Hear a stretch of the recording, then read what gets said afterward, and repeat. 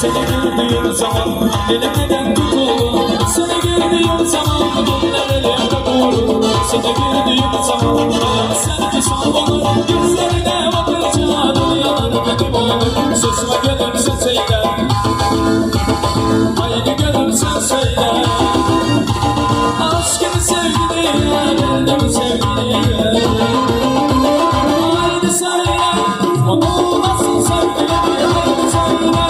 Rüyalarda gördüğümü, haydi söyle. Ayrısız geceleri, haydi söyle. Haydi söyle, onu nasıl sevgiliye, haydi söyle. Rüyalarda gördüğümü, haydi söyle.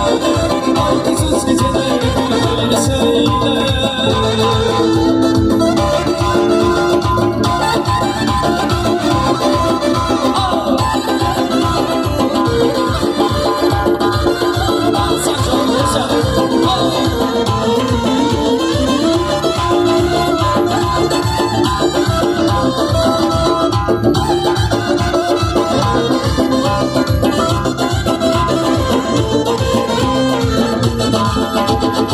Seni gördüğüm zaman bir almazsam, seni gördüğüm zaman unuttum zamanı.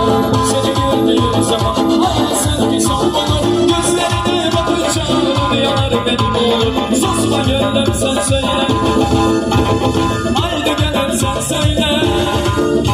Aşkımı sevgiliye, verdim sevgiliye.